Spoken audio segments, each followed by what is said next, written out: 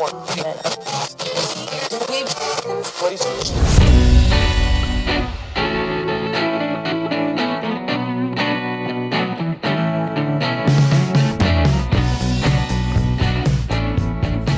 matters. Be heard. Welcome to the podcast where you get exclusive behind-the-scenes tips to make your own show sound truly spectacular. This is Podtastic Audio. Hey, what's happening? How are you doing today? I am Chris of the Chris and Christine Show podcast. You can find that at chrisandchristineshow.com. And I will always want to say is thank you so much for pressing play on this podcast today. You listening to me give you advice makes me happy, and I'm sure what I have to tell you, it's probably going to make you happy too in the long run. If you have a podcast, or maybe even thinking about starting a podcast, and you're like, I don't know where to start, I don't know what to do, podcasting is so difficult, I can't figure it out. Do I need to do video? Do I not need to do video? What kind of microphone do I need to get? What kind of camera do I need to get? Do I even need to get video and lighting and all that crazy nonsense or whatever?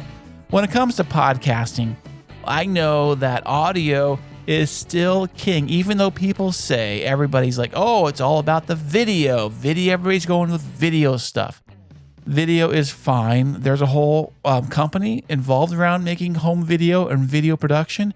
You might have heard of it. It's just a small little thing. I mean, they're like a small little startup company. It's called YouTube. Maybe you've heard of it. Go over there if you want to do your whole video stuff. If you want to do podcasting, which is by a RSS feed, very simple. In fact, video podcasting has been around a long time. It's been around since the early days, but once YouTube came out, everybody went to YouTube anyway. So the video podcasting, which is essentially the same thing as an audio podcast, but you embed a video into the feed. Now, of course, that takes more bandwidth to distribute a video file like that versus just streaming it on YouTube, which makes it very simple and easy to do. So when it comes to podcasting, I'm here to help you with your podcast. That is the only reason this show even exists, is just to help you with your podcast. I know that podcasting can sound tricky and it can sound hard to do. It really can. I think the hardest part when it comes to podcasting is probably like trying to figure out, well, why am I even going to do a podcast? Like, why is probably your first step before you do anything else? Why are we podcasting today? Like, why are we doing this? For me, the reason my why was because I wanted to help out all the people that needed help creating decent sound and podcasting. And I kind of figured it out with the Chris and Christine Show. I mean, it's not perfect, but it's a lot better than some of the other crap that was out there. If you look at any of the shows that started during the pandemic of 2020, in fact, a lot of those shows are dead in the water because they know podcasting is tricky to do. It's not easy coming up with a show each and every single week. Now, I do think that doing a solo show like the one I'm doing right now, I think it's a little easier. It's harder because you're not talking to anybody. You're not getting that feedback that some of us really thrive on when we do a podcast. In fact, myself included. That's why when I started the Chris and Christine Show, I told Christine it'd be easier and more fun if we had the two of us on the show, because we can do like a back and forth, a feedback that I can kind of thrive off our energy and have a conversation and talk back and forth. In fact, I think that's why it works so well that way for us, because our energy kind of like we can bounce off each other. We can kind of absorb it and use it to our advantage when we do talk to each other. That's probably why a lot of people, they just can't do a solo show. Even if they try to do a solo show, they really can't. So what they do fall back on is they will script out everything. And I mean everything. Like, they'll get the piece of paper out or maybe have it on the screen, I don't know. And they'll say like, hello, today my name is Chris. And today we are going to talk about blah, blah, blah, blah, blah. And haha, wasn't that funny? Okay, everybody. Come on now. You can tell you're reading. Even if you try, even if you're a really good reader, and even if you do some editing on the thing, usually you can tell if somebody's reading something. And that's fine. If that's what you got to do, go ahead and do it. I like to have a conversation. I like to try to keep this natural momentum going as if you are just right there. And I'm talking directly to you, versus an entire crowd of people. But it does help sometimes if you imagine that you are actually up in front of a crowd of people and talking. That's another way to kind of imagine to get through maybe doing a solo podcast. And I know that when you do a podcast when just you and a partner, you are talking literally to each other and physically to each other via like a Zoom chat or maybe even in the same room talking back and forth. But you got to remember that there is somebody else listening, on the other end of this podcast. It is a podcast for distribution for other people to listen to. It's not like a two-way call. So keep that in mind when you are talking with your friends back and forth about different things. So if you say, "Oh, hey Jim, remember that time that we went to? That was so funny, dude. Remember that time your cat did? Oh, in the cat, that was so funny." And they're like, everyone listening is like, "What are you talking about? The cat? What trip? What do you even mean?"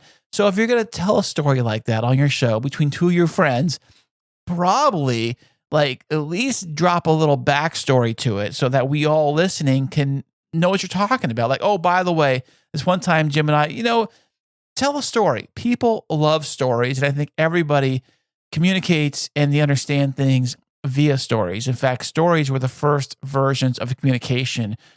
We're told through stories of some kind.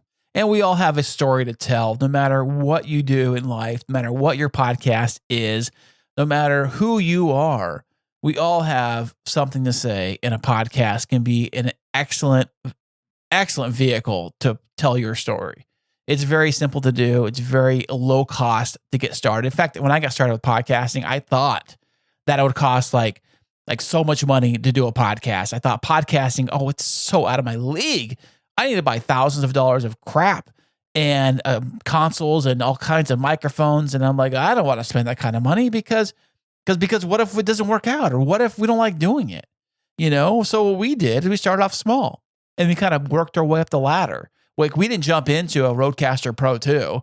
Like that wasn't our first purchase. Our first purchase was a $20 microphone I got on Amazon. Basic headphones, just basic stuff using my old computer. And I started off slow. But if you want to do your show however you want to do it, you go right ahead. And today, I'm going to talk about the production of your podcast. What is too much? How much is not enough? What kind of show should you design to do?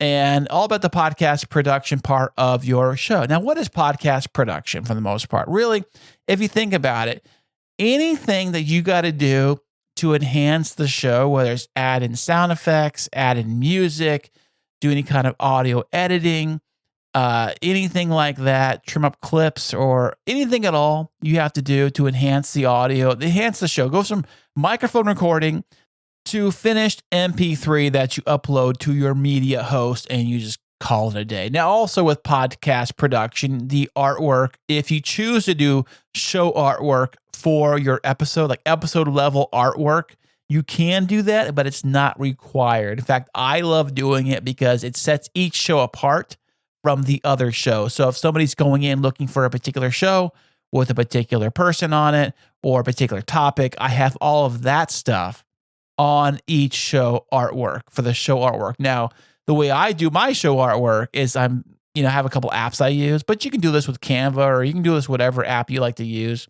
Basically, I just write over my logo or use my own logo and stick it on top of another image to give you more space to write different things. Like on today's episode, we're talking to so-and-so, or today we're talking about this or that. And I even put like the episode number somewhere on there too, just in case.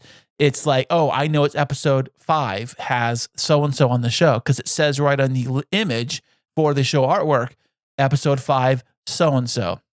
It's all about making things extremely easy, almost too easy for the listener to consume your content. The more roadblocks you put in the way for the listener to get to your content, the more they're going to check out. If you think about it with anything in life, if you have to go through extra hoops to do anything, even if it's free, even if they say, hey, when you check out the grocery store and they give you a receipt or anywhere you go to, and they say, hey, if you call in and fill out the survey, you get free something such and such, or you get a $5 off next purchase or whatever. You know how many times I've actually done that?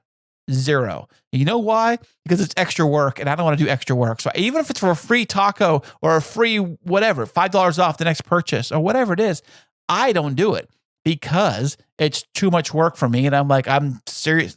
See you later.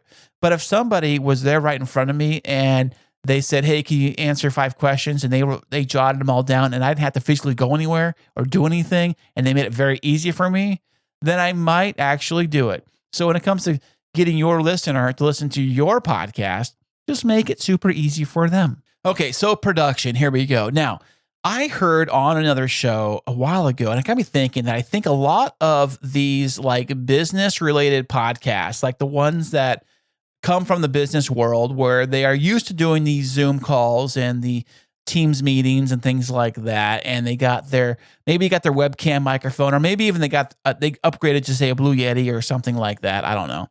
And they are doing their business style podcast. I actually heard one, and I could not believe this is all she does. I'm not going to mention her name, but this is all she does for her podcast production. All she does is she, first off, hosts on Anchor, which, listen, I host on Anchor for a couple of years now, and there's nothing wrong with hosting on Anchor. It's very easy, makes podcasting simple. It's free to do. And if you have a total of a budget that you can't spend a lot of money on podcasting or your podcasting stuff, then I would just host on Anchor just to try it out and see. You always can move it easy later and make it very easy to move out of there. It's not that hard to do. I've done it. Once you're there, you can kind of get your feet wet and see if you even like podcasting. So I suggest if you're going to try it out for the first time, go ahead and try it there. But if you're serious about your podcasting, you're like, I'm going to be full on serious about this thing, then maybe shop elsewhere for a podcast host, but it's not the end of the world. So anyways, what she does is she does all of her episodes. I heard there were over 100 of them, I believe, and they were all interviews. Now, nothing wrong with that. If you're in the business world, in the business space, and your podcast is business related, you maybe want to talk business with other business professionals on your podcast, via Zoom or whatever you do it. I think she was doing it via Zoom. So all she did was make the Zoom call recording, do the whole Zoom interview on Zoom. You get a copy of the audio because you can do that. There's a feature in there where you get the audio copy of it. And then without any editing, without anything at all, takes that entire recording with no intro music, no nothing, and just sends it directly into Anchor as a show. Types in a title for the episode, maybe such and such, whatever, and sends it out. And there it is, episode done. You can listen to it anywhere it's published at. So that is one very simple way you can create a podcast. In fact, if you're starting out, that's probably all you know to do is, you can get the recording. If you get the audio recording and you can send it out to Anchor, something like that. It gets you wonder, I guess when you do record the audio off of a Zoom, it saves it as an MP4 or M4A file, I believe. So I do believe that some of these hosts, probably Anchor included, it will convert it into an MP3 for you while you upload it there, which is another reason why Anchor makes things extremely easy to podcast. I mean, anybody can do that. I mean, if you can record something on Zoom, you could send that file directly into Anchor, and Anchor will do all the heavy lifting for you and make it a podcast.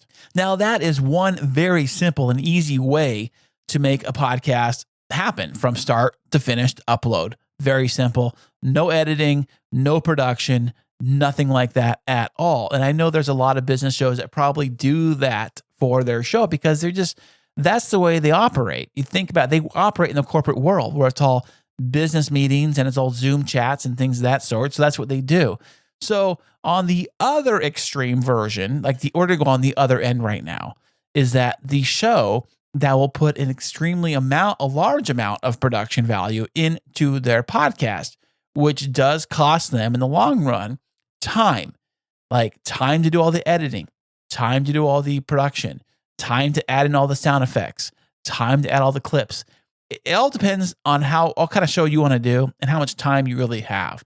If you have a lot of time to do an episode, then you can get very creative. You can take the interview, you can cut it up in little chunks and little segments, and you can splice in the different answers in between the podcast show. In fact, that's kind of how the NPR version of podcasting is done. I'm not a huge fan of that. It takes a lot of work to produce a show like that because essentially what you're doing is you're taking your interview and you're just cutting up the good parts, slicing them up. What your guest says is cut all that up in little chunks. And then what you got to do is when you tell your podcast part, when it's just you talking like right now, you would say, hey, I asked such and such or so-and-so this question, and here's what they had to say. And then you insert that answer they said. And then you said, yeah, that was great, and blah, blah, blah. And you keep continuing on with your podcast, and you insert the next thing they would say or whatever. And you can do that. So I know a lot of shows do things that way, but it does take a long time to do some production. Now, at the bare minimum, when it comes to producing a podcast, I would say try to make sure the audio sounds the best you possibly can. And I know that with things like Anchor's just upload service, I don't believe they have any kind of tools really in there to enhance the audio at all, really. So if you're on a budget, I would say get Audacity. Audacity is free. There's lots of cool plugins you can use with the thing. It's got live real-time effects built into the thing now. It's quite an amazing tool. And for free, I mean, you can't beat it. Anchor's free too. So you can take Audacity, you can take your Zoom chat thing you just did or whatever, and you can run it into there. And I believe you can get the audio right out of that thing, put it right in there. And there, now you have the audio. So what you can do is you can trim out some ums or maybe some other things or some gaps or some things you trip over, or maybe you got the part of the show where you're like, oh, I dropped my notes on the floor. I can't find them. Oh, hang on a second. Oh, where was I? I lost my place. You know, all those things that I do know happen in like a Zoom show. They do happen. You can easily cut all that out. Now that essentially is some production. It's very light production. So, but also what you can do is if you have some music that you like that is royalty free, of course, you could add that at the beginning of your show to get started. In fact, you even can have like a voiceover artist do a little like segment talking about your show before you get into your whole like guest that comes on. Now, I would think if you're going to do a voiceover for the beginning part of your podcast, probably have somebody that's not you. Somebody else do it. Maybe a female voice or a different male voice or whatever it is. Doesn't really matter. But I think if you're doing your own intro for your own show, you might as well just do it on the podcast live in real time. That's what I would say. You might as well just, if it's going to be you doing it anyways, just do that. The reason why you have a voiceover artist do that is that it's already kind of ready to go. Intro is done. And then you can time it with some music and make it sound super cool. And it can be like maybe 15 seconds or so, maybe or so at the most. And you have that at the very beginning of your podcast before you get into your entire production, your entire show. And you can do all of that with Audacity, a little bit of light production. It doesn't take a long time to add some music to the beginning of your show, have the voiceover artist. You can actually make that whole thing as one little MP3 file. You take the music, you take the voiceover work, you add that together. You have to make the audio match up with the music and making sure the music isn't too louder than the audio.